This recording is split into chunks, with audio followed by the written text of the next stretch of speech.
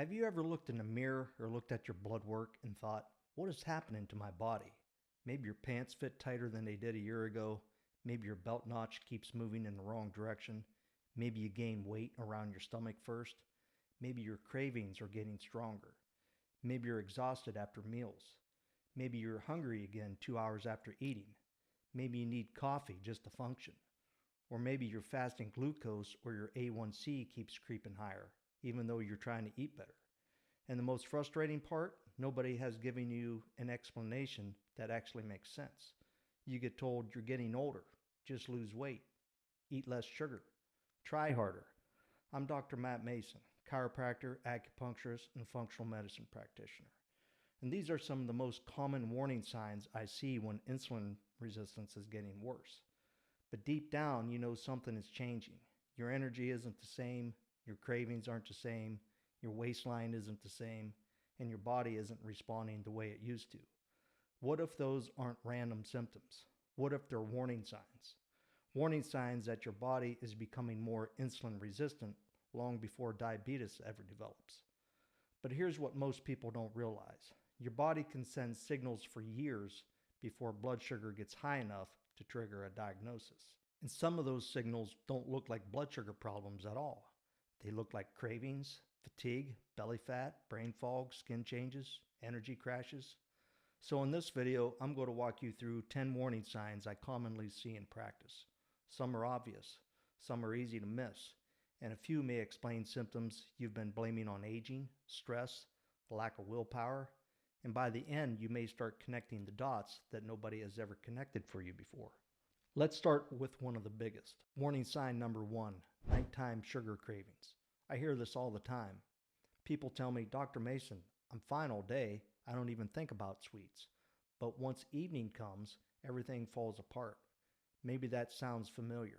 Dinner is over, kitchen is cleaned up, you finally sit down, and suddenly all you can think about is chocolate, ice cream, cookies, candy, cereal, or just something sweet. And here's what's interesting. Many of these people aren't truly hungry. They just feel pulled toward sugar, almost like their brain won't let it go. They walk past the kitchen, open the cabinet, close it, then come back 5 minutes later and they get frustrated with themselves because they know they shouldn't feel hungry.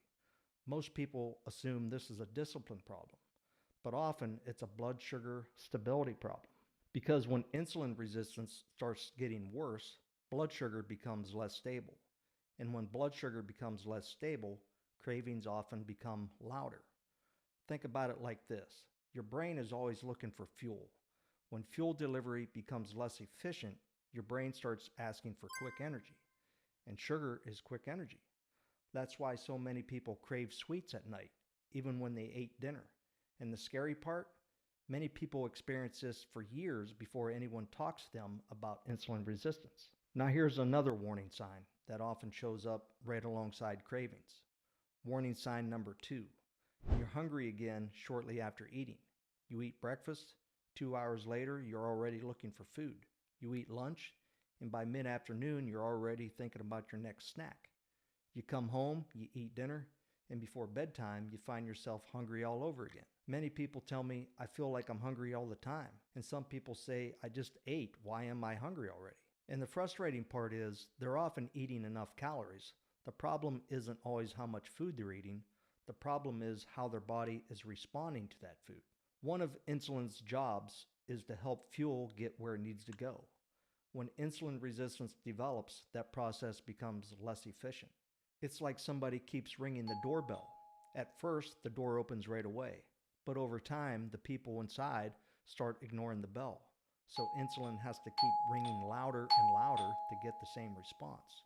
The food came in, the calories came in, but your cells may not be responding to that signal as effectively as they used to. So your brain may keep asking for more food even when you've already eaten. This is especially common when meals are low in protein.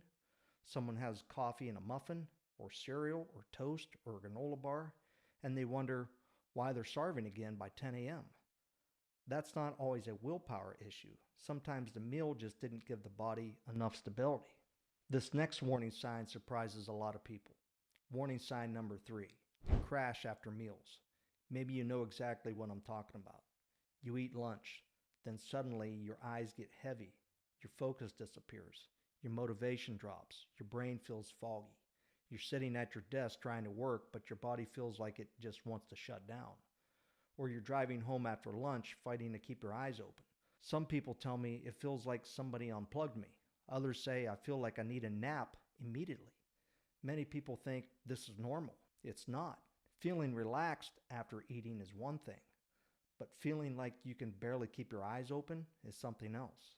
And when insulin resistance progresses, those crashes often become more common because your blood sugar is no longer staying as stable as it should.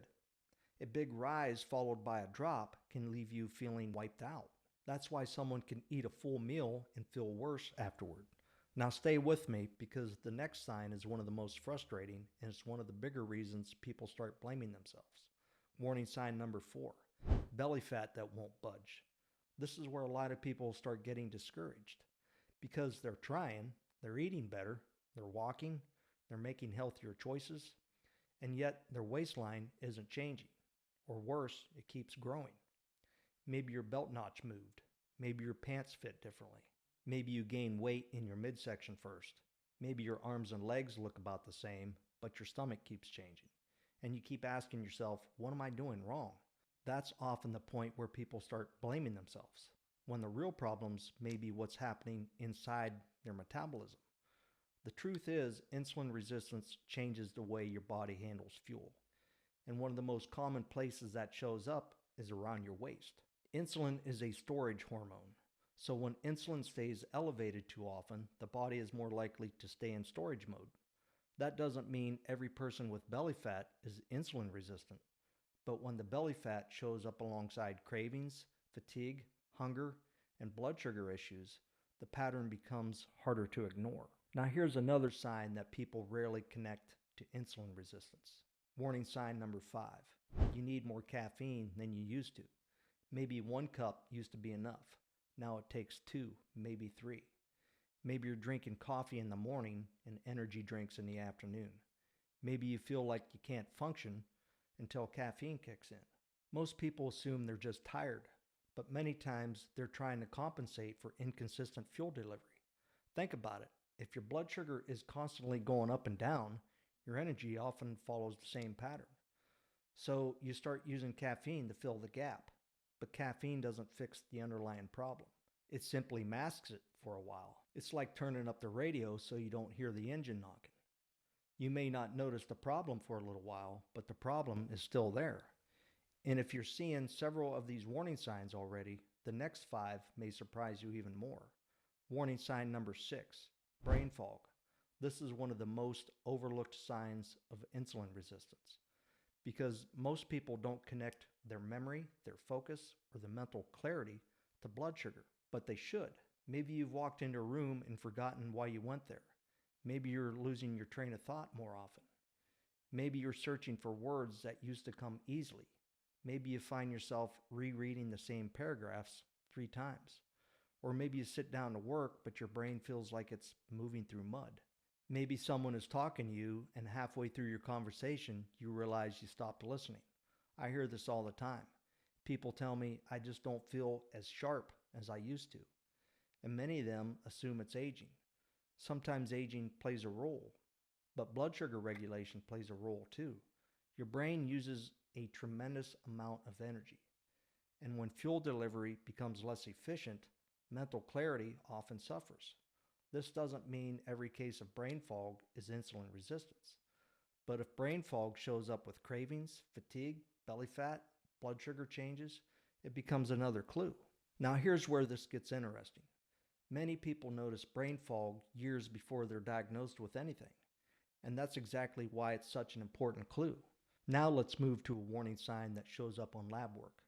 Warning sign number 7. Your fasting blood sugar keeps creeping higher. This one often gets missed because people focus on one number instead of the trend. Maybe your fasting glucose was 88, then 93, then 97, then 102. None of those numbers seem dramatic by themselves, but together they tell a story. And that's why I always encourage people to look at trends, Because insulin resistance usually develops gradually, not overnight. Think about rust on a car. You don't wake up one morning and find the entire car rusted. It happens little by little. The same thing often happens with insulin resistance. The numbers slowly drift in the wrong direction. And if nobody is paying attention, years can pass before anything gets addressed. This is why I don't just look at whether something is technically normal. I want to know which direction is it moving, because the trend often tells you more than one isolated number. Now here's a warning sign that surprises almost everyone. Warning sign number 8, skin tags, especially around the neck, under the arms, or in skin folds. Many people think skin tags are simply cosmetic, and sometimes they are, but they can also be associated with chronic elevated insulin levels. Now let me be clear, having a skin tag does not automatically mean you're insulin resistant, but when skin tags appear alongside cravings, fatigue, belly fat, and rising blood sugar, they become another piece of the puzzle. That's how functional medicine often works, not by looking at one clue, but by looking at the entire pattern. If one light comes on in your car, you check it. But if 5 warning lights come on at the same time, you pay closer attention. That's what these signs can be, warning lights. Now here's another clue many people have never heard of. Warning sign number 9, darkened skin around the neck, under the arms, or in skin folds. This condition is called acanthosis nigricans. Don't worry about remembering the name, just remember what it looks like. The skin appears darker, sometimes thicker, sometimes velvety, and it often develops in areas where skin folds together. This is one of the classic signs associated with elevated insulin levels, yet many people have never heard of it. Some people think it's dirt, some people think it's poor hygiene, some think it's just normal skin discoloration, and nobody explains that it may actually be a metabolic clue. Again, this does not mean you diagnose yourself from one skin change, but it does mean you should pay attention to patterns. Now let's talk about the final warning sign. In many ways, this may be the most important one of them all. Warning sign number 10. You're developing multiple symptoms at the same time. This is where the pattern becomes impossible to ignore. Maybe one symptom doesn't mean much. Maybe 2 symptoms could be a coincidence. But when you have nighttime cravings, energy crashes, brain fog, belly fat, constant hunger, higher fasting glucose, and fatigue, the picture starts looking very different. This is often the moment people finally realize, wait a minute, maybe all of these things are connected. Maybe I'm not lazy. Maybe I'm not broken. Maybe these symptoms are connected. And that's exactly the question I want people asking, because too often people chase symptoms individually. They look for one solution for fatigue, another solution for cravings, another solution for belly fat, another solution for brain fog. But what if those symptoms are coming from the same root issue? That's when everything starts making more sense. Now here's the good news. These warning signs are not just problems, they're clues. Clues that your body is giving you. Clues that something underneath the surface may need your attention. And the earlier you recognize those clues, the more opportunities you have to change direction. Because insulin resistance is not something that suddenly appears. It develops over time, and in many cases, it can improve over time too, especially when you address the things that drive it: poor sleep, loss of muscle, chronic stress, blood sugar instability, and poor metabolic health. And for some people, certain nutrients may provide additional support. Nutrients such as berberine, chromium, alpha-lipoic acid, magnesium, and inositol. These are commonly used to support healthy blood sugar regulation and insulin sensitivity. They're not a replacement for sleep. They're not a replacement for movement. They're not a replacement for protein. But when those foundations are already in place, they can be a valuable tool to help support healthy blood sugar regulation and insulin sensitivity. The biggest thing I want you to remember is this: your body is usually talking to you long before disease shows up. The question is, are you recognizing the signals? Because the earlier you recognize the pattern, the easier it is to change direction. Let me know in the comments, how many of these warning signs do you have? 1, 2, 5, more? And which one showed up first? Because in the next video, I'm going to show you the biggest mistake people make when trying to reverse insulin resistance and why some of the most common advice doesn't really work. I'll see you in the next video.